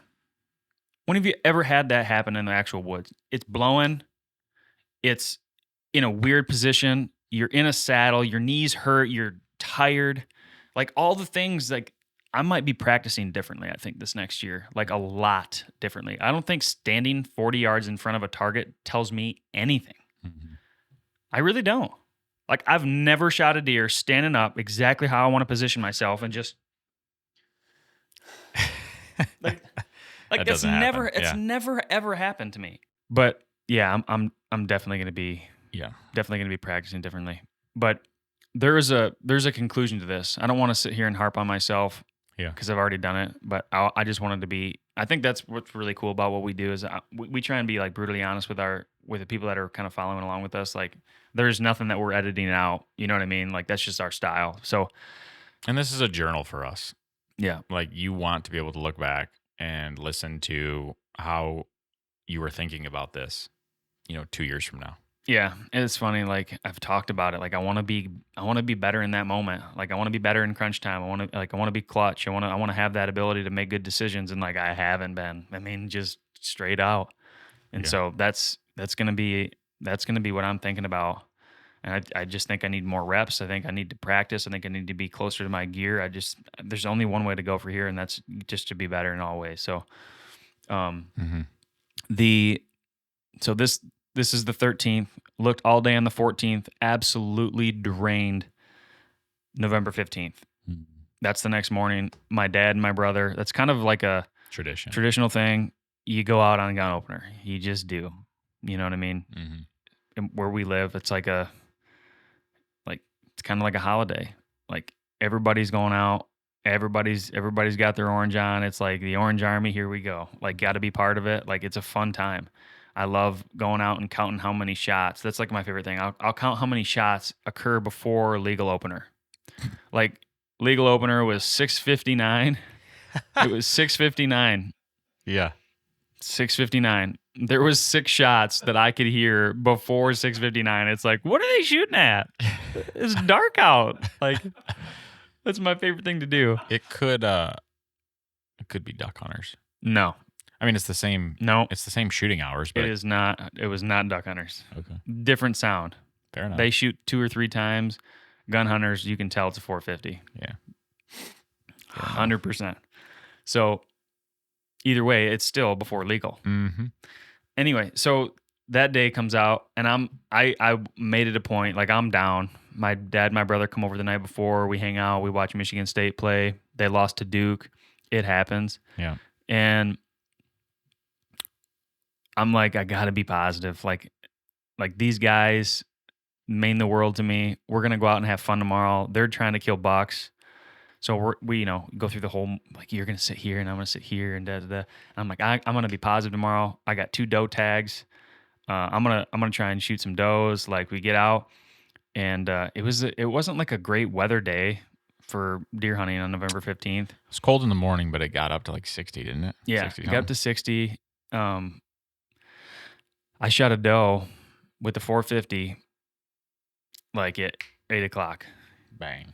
Here comes the doe, comes in, and I put that 450 crosshair on there, and I pull the trigger, and it felt kind of good. I was like, yeah, that's what that's like. Shoot him with a gun. That's what that's so like. easy. It really was. Like just bow hunting for like the last 15 days. It was Yeah. just like crosshair, pull the trigger, Bang. dead. Like that was sweet. And I had a suppressor. This is the first year I've had a suppressor on my 450 because it's a process. So I got it just at the tail end of last season. That's a whole thing you got to apply for, and it takes time to actually get it. Mhm. Your paperwork has to be approved. And so like I was pointing away from my dad and my brother, so they couldn't even hardly hear this gun. You know what I mean? So they're like, "Was that you?" We could hear some, but like it was just the way the hills laid out. Like, Yeah. So I shot a doe, bam, 8 o'clock, and then a couple hours later, maybe an hour later, hour and a half, another doe comes by at like 40 yards. Both of these deer came within 50 yards, and I shot this other doe, bam. Dropped her. Dropped her. It was a sweet hunt. I got them both on film on the Mag Pro X on the rifle, which is fantastic Yeah. if you don't have a lot of recoil. And this was the second time that, you know how we explained your deer on the 27th, Mhm. I scheduled a date with my wife. You know what I mean? No way. I did not know this. Yeah. So it's November 15th. My brother's got to get back home. He had something to do, and my dad is like, "Oh, this is good. This is good to mention." So my brother didn't really see anything, but my dad that morning saw that funky rack buck. The big one. Yeah, and he's hunting with a shotgun, open sights, 870 Remington. Open sights 870. Oh, he's pretty damn deadly with it. He's been hunting. I did with not it. know it was open sights. My dad used to work at like I think I don't know if it was Meyer, but it was like he bought this when he was a boy. Mhm. Same shotgun. Like he's killed a lot of deer with this gun. Probably not even rifled. It's just a smooth barrel shotgun. Smooth, exactly. Just chucking slugs downrange. He's shooting them between 60 yards and in. So this deer comes in with a 450. I believe that I would have shot that deer that morning based on where he told me this deer had come in. Yep. Sure. Came down the trail from where the barns are. Weird spot. He said it was over his left shoulder. He was in the exact same stand that I was hunting on November 1st with that deer that I rattled in. Yep. So this buck comes in. He told me this buck was after a doe, and this doe, he told me that the buck, the funky rag buck, the biggest, oldest deer that I've seen on the property, he like laid down in front of this doe as it was walking. I'm like, I don't know what that means, but like the deer is definitely trying to chase that doe. Yeah. He says it walks into the swamp on our property. I'm like, Dad, you know, at the end of the day, we got the does out, and Alex goes home, and my dad's like, I might just go home. And I'm like, Dad, like that deer just went to bed right there. You need to go, the wind's perfect. You need to go back in there. Like in terms of hunting on my property, like on this big timber, like if there's ever a good opportunity to shoot a big buck, it's when there's a freaking doe in estrus that just In the walked in our swamp. Like, you know, he's going to come out into the wind. Like I would say, here. You got a gun. Take the 450 and go. Like you can shoot up to 120 yards. Like this is an opportunity to kill that deer. Like, really good opportunity. Yeah. So he goes out. And you're going on a date with your wife. I literally cooked dinner. He goes back to the same stand. He's like, I don't know if I want to go. Like I told him I would like push into this area, sit on a ridge on a bucket, and just smoke one, you know, like see if he comes out. Like you got a good chance. He's like, I'm just going to go back to that same stand up on that hill. It's kind of close. Sounds good. Okay. He goes in there, 3 o'clock. I make breakfast for dinner. That's one of the things I do. I make sausage, toast, eggs, a little cheese, and got the baby there. Baby's in the rocker. Everybody's happy. Mama's happy. I'm happy. I'm not even kidding you. This is not a joke. I sit down. I made a little burrito. I literally was folding the burrito. Zzz, zzz, zzz. I was like, no way. And my wife looks at me. She goes, what? And I'm not even kidding you. My dad goes, I just shot a deer. He's 20 yards in front of me. big 8-point. And I'm like, what just happened? Like, it's 4:00 in the afternoon. You need to schedule more dates with your wife, buddy. Everybody's killing big bucks. And I was like, so I called my dad immediately. Was he flipping out? And I literally called, put it on speaker. I'm like, did you really just kill one? Like, I couldn't tell if they were messing with me. Like, did you just kill one? And he's like, it's right in front of me. It's 20 yards. It's dead. Like, I dropped it. And I'm like, what deer was it? He goes, I have no idea. Typical dad thing. Yeah. What'd you shoot? What happened? Oh, I don't know. Big buck. So I'm like, so should I just drive the coyote out? Like, should I just come right now? He's like, yeah, he's down. I'm like, okay, go. like, let's do this. See Like, ya, honey. and I literally left my burrito laying on the counter, and she was like, I'm like, are you mad? I need to know you're mad. And I'm putting on my jacket, like zipping up. Honey, tell me if you're mad at me. And she's like, just go. And I'm like, okay. So I literally jump in the coyote. I run out there, and I have to show you guys this epic video that I took. My dad's like I parked the coyote, and I'm running through the woods, you know, and I climb up his ladder, and I like take a video. Oh, he's still in the. I take a video of him, and I'm like, what did you just do? Like, what did you just do? Just shot a buck through the land over there. Tell me exactly what happened. It's unbelievable. It was Tell me what happened. I'm sitting here, and this doe come from over here, and come right down here, and two other does, and then all of a sudden here comes two little small bucks. Running right in here. Yeah, right down in front of me, right here, running around, and then all of a sudden here comes this big boy, and he comes and he runs them off. He ran the bucks off first, and he chased the does. The doe came right up here, and he followed it, and it was right behind that tree for a long time. I waited for him to come across that tree, and then he finally crossed in front of that tree, and I shot him right there. You shot him with that 450? Yeah. Is that sick? And when he went down, it's like a box of rocks. And like, I hadn't seen the deer yet, you know? And it's kind of like, he points to it, and I'm like, it's like kind of covered up. The antlers are all covered up in leaves because we have a ton of leaves out there. Mm-hmm. Deer's right there. I mean, it was like, Just smashed him. oh, he dropped him. And With your 450? With my 450. Just like, and he gets in there and tells me, like, he hasn't had like a lot of like rut hunts where you see the whole thing. You see the does, and they're chasing, and there's multiple bucks. Like, to be in that zone is a special thing. Yeah. And he was in that zone. These deer came from a different area than they normally come from, and there's immature bucks chasing these does around all over in this bowl right in front of them where I set up this stand for gun season, thinking it's a good vantage point to look over this bowl. So it's kind of cool. Mm-hmm. And these deer are running around, and he said this buck comes out and just starts chasing them around, and he freaking comes right up to him. Biggest buck of his life. Hands down. And I'm thinking, what deer is this? What deer is this? And we get down there, and it's the spindly 8-point with the tall G2s That you missed on November 5th. that I saw on the 29th and grunted at him, and he ran away. The buck that I missed at 15 yards on November 5th, and the one that my dad killed on November 15th at 4 p.m. in 65 degrees. Unbelievable. 20 yards, dropped him. We get down there, and I'm like, I was so happy. I was so happy for my dad. Like, to have him, like, that's a really good deer. He shot his two biggest bucks of his life this year. He literally said this so many times. He goes, I've never killed 2 bucks in the same year, ever. Like, that's unbelievable. He couldn't believe it. I looked it up. His first buck was November 5th, the night before I killed the morning of the 6th, because then he came with you guys. Oh, it was? Yeah. Yeah. And that was a great deer, too. Yeah. So every time I miss, he follows up with a hit. Yeah. I'm telling I got to you, miss more and schedule more dates with your wife. Yeah.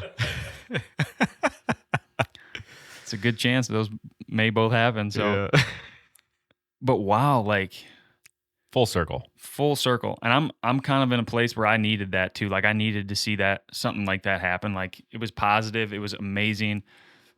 And here we are. I'm kind of taking a break. I'm kind of resetting to see what I'm going to do. If I'm going to go out hunt more, I do have that tag, but I don't know. We'll find out. I still got to chew through some things, but wow. Unreal Moments series in short to sum it all up. Yeah. Highs and lows, just like we said there would be. But yeah, it's the end is like a bittersweet thing. Like you still got a tag. But after that, it's like on to next year, next season, the next phase of our company, show season, and all that stuff. So Yep. So I don't know. I'm gonna say like a final thing, and then I want you to say a final thing, and then we'll be done because this has been I think it's been a long one, but a good one.